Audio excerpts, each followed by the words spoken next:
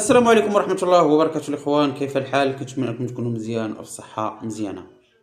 اليوم إن شاء الله غادي نتكلموا على المنتخب الوطني المغربي والمعطيات اللي توصلنا بها، واللي كتقول بأن لولا تدخل جلالة الملك كنا غادي نشوفوا مدرب أرجنتيني هو اللي كان غادي يدرب المنتخب المغربي.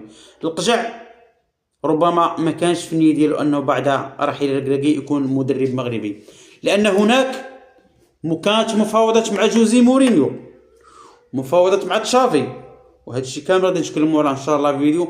وغنتكلموا كذلك على انيستا اللي اخر الاخبار كتقول بانه فشلت المفاوضات ديالو مع الجامعه الملكيه المغربيه لكره القدم. فنبداو على بركه الله. اولا رحيل وليد الركراكي. صراحه الركراكي حقق نتائج لا يمكن لاي احد انه ينكرها. احسن مدرب في تاريخ المنتخب المغربي، شئنا ولا ابينا. اكيد ان للرجل ايجابيات كما له سلبيات. الركراكي خلانا في الطوب، خلانا من احسن 10 منتخبات كاينه في العالم. دابا واش محمد وهبي غادي يحافظ على هذا النسق اللي كان فيه الركراكي، او اننا نشوفوا شي حاجه اخرى؟ من خلال تعيين محمد وهبي يتضح للجميع ان طريقه لعب محمد وهبي تشبه كثيرا طريقه لعب وليد الركراكي. 4-1-4 ولا 4-2-3-1، هذه الخطة تلعب بها محمد وهبي. محمد وهبي اللي قال البارح انه ما عنديش حاجه سميتها العاطفه، وما عنديش واحد هذا كبير في السن وهذا صغير في السن واللي موجود ويلعب. كنتمنى انك تطبق هذا الشيء، وتحيد العاطفه وتجيب اللاعب اللي يستحق يكون. شفنا عندك واحد الدري تبارك الله، راه من ناحيه المنتخب الشباب 4 الدراري يستحقوا انهم يكونوا، منهم باعوف الزبيري ما عما وجاسم، هادو خاصهم يكونوا في المنتخب. جاسم حال العالم كله كيهضر عليه، شنو كيدير في فرنسا بلا ما نتكلموا عليه. خلينا نبقاو في الموضوع ديالنا.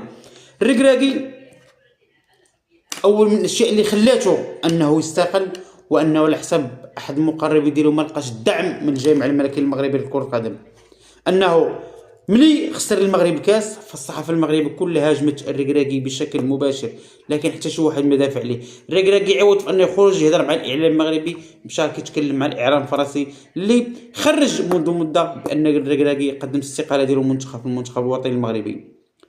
الخيار اللي كان عند الجامعه بعد الركراكي هو السكيتشيوي، لكن الجامعه شرطت على السكيتشيوي بعض الشروط، السكيتشيوي رفضها.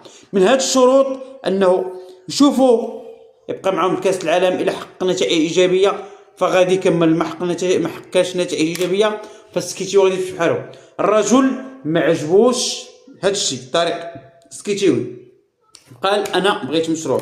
اضافه الى ان الجامعه وفوزي القجع 4 ايام وما كيديروا اجتماعات من اجل بقاء راشد بن محمود ضمن الطاقم التقني للمنتخب الوطني المغربي، وغادي يكون مع محمد وهبي على حسب ما كاين المساعد الارجنتيني وكاين يوسف حجي، وكاين ربما بن محمود باقي كيتفاوضوا معاه، لان بن محمود باغي يمشي مع الركراكي ما باغاش يبقى. وحنا كجماهير مغربيه ما بغيناش بن محمود. كما قلت بان من الاسباب اللي خلات طريق السكيتشيوي ما يقبلش المهمه داخل المنتخب هو بن محمود، اللي قال لهم انا بغيت نجيب ستاف تكنيك راسي، بغيت نختار الناس اللي خدموا معايا حرفيين اللي كنتثق فيهم. اعتقد بانه هذه المشكله هي اللي خلات الطريق وانه مشيت للمنتخب، لان الخيار الاول كان عند القجع هو السكيتشيوي. دابا عرفنا علاش ما كاين السكيتشيوي.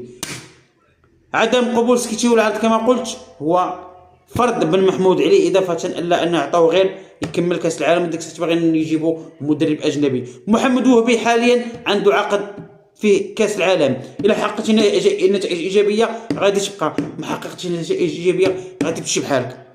هناك من يقول بان تشافي عرضوا عليه انه يكون مدرب المنتخب الوطني المغربي، لكن رفض وقال لهم باننا ما نشد المنتخب المغربي حتى يفوت كاس العالم، وحنا ما بغيناك تشد المنتخب لا قبل كاس العالم ولا بعد كاس العالم. حنا مع الاطار المغربي، ما عندنا ما نديرو بالاطار الاجنبي نهائيا. واخا تجيب لنا كابيلو، ما علمنا كابيلو اعتزل، ما عندنا ما نديرو باطار اجنبي، لان المدرب المغربي نهار تفسخ مع العقد ما تلقاش معاه مشكله، ما بقاش يفاوض معاك شحال تعطيني وشحال تعطيني، ما بقاش يشرط عليك الشروط.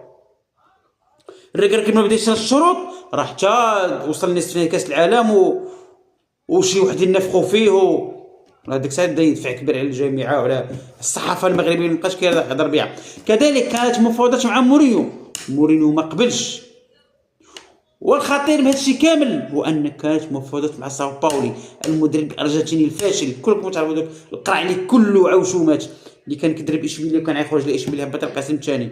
ف4 ايام في المغرب الرجل وصلوا لمراحل متقدمه من اجل توقيع العقد باش يكون هو المدرب ديال المنتخب الوطني المغربي. لان احدى التصريحات ديالو قال ان كنتمنى انني نشد احدى المنتخبات الافريقيه ونزرع فيها اللعب الجماعي والجديه. مش من الجديه كزرع سي ساو باولو، الفرقه اللي كتمشي كتجري عليك، ما عندنا ما نديرو بيك.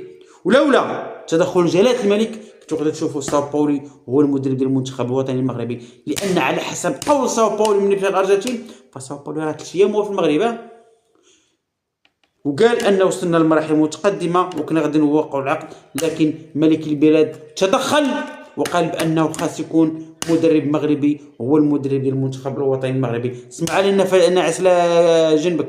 ساو باولو كيعيش المنتخب في الاونه الاخيره بعد ما رفض طريق سكيتشيوي، لكن كذلك حتى ان فتحي جمال كان عنده دور مهم في تعيين مدرب محمد وهبي كاطار وطني. ونجيو دابا للخبر ديال اندريس انيستا اللي خرج اشاعه انه منذ نهايه كاس افريقيا فهو غيكون مدير تقني ديال الجامعه الملكيه المغربيه. لكن الخبر اللي خرج اليوم، اسمع، كشفت تقارير صحفيه عن سبب فشل اندريس انيستا في التعاقد مع الاتحاد المغربي لكره القدم لتولي المدير المنصب الرياضي للمنتخب المغربي قبل انطلاق كاس العالم 2026. وحسب ما اوردته صحيفه الماركا الاسبانيه فان المفاوضات بين الطرفين انهارت بسبب خلافات ماليه رغم المحادثات التي جرت منذ نهايه كاس افريقيا 2025. وكان اسم انيستا اسطوره برشلونه ومنتخب اسبانيا كره القدم مطروحا للانضمام الى الهيكل الاداري للمنتخب المغربي في منصب المدير الرياضي، غير ان تقارير سكاي سبور اكدت عدم التوصل الى اتفاق نهائي بين الطرفين. وفي سياق متصل اشارت تقارير تشافي هرنانديز زميل انيستا السابق في برشلونه طرح اسمه لتولي تدريب المنتخب المغربي بعد المونديال، ما كان يفتح باب امام امكانيه عملهما داخل المنتخب الوطني المغربي. لكن الحمد لله ان المفاوضات فشلت. دابا انا انيستا شي واحد منكم انا من احسن اللاعبين في كره القدم في ال 15 سنه الاخيره، 20 سنه الاخيره، لكن بتجيبوا نتوما عندكم تجربه في اطار تقني. شايفيني انا مش نجيب حرمه الله اللي عنده دبلومات مع المدربين الكبار في العالم ونعطيه يحطو في الاداره التقنيه مع فتحي جمال ونستافدوا منه كاطار مغربي وكدكتور ونحطو تما، باش انني انا نمشي نجيب اندريس انيستا يبقى يفرض عليه الشروط ديالو ويجيب هذا المدرب ويجيب هذا المدرب وبقى يدخل حتى في اللاعبين. انيستا كان يدخل حتى في اللاعبين وسيد ما عندوش تجربه في درب انيستا. الله اعلم. كرويين لا احد يناقش بان انيستا هو واحد من احسن اللاعبين اللي مروا في تاريخ المنتخب الاسباني وفي وسط الميدان، لكن باش تجيبو انت كاداره تقنيه شحال تستافد؟ غادي يقول لك تشافي، بغيت تشافي غادي يجيب لك مدرب اخر اسباني كنت تخدع مع الاداره الاسبانيه. لكن الحمد لله ان المفاوضات فشلت مع اندريس انيستا.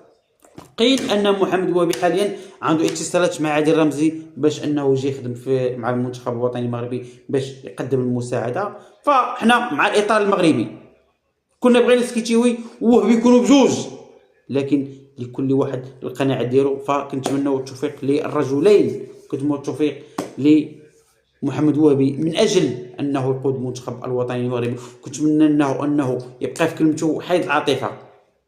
المنتخب ما فيش عاطفه، راه ما كاين اللي خرج على الركراكي قد العاطفه، راه بسبب ضيع كاس افريقيا انك جبتي لاعبين مصابين من الاسباب اللي خدنا اننا نخسروا كاس افريقيا. وخير مثال راه تضرب لك مارسيل نهار مشى للطورني جراو عليه، سير اخويا الله يعاونك. ما عندناش حنا من العاطفه، نيشان كره نجيب حتى مصاب شحال ندير بيك. مرابط عنده اصابه حاليا بيتيس كانت باغا تشري ما بقاتش باغا تشري نهائيا. كره ما فيهاش العاطفه لا سيما في المنتخب، شتي العاطفه غتجيبها في راسك. فكنتمنى خوتي ما نكونش طولت عليكم وسمحوا لي كان الفيديو طويل، لكن هذه اخر اخبار المنتخب الوطني المغربي وفي امان الله.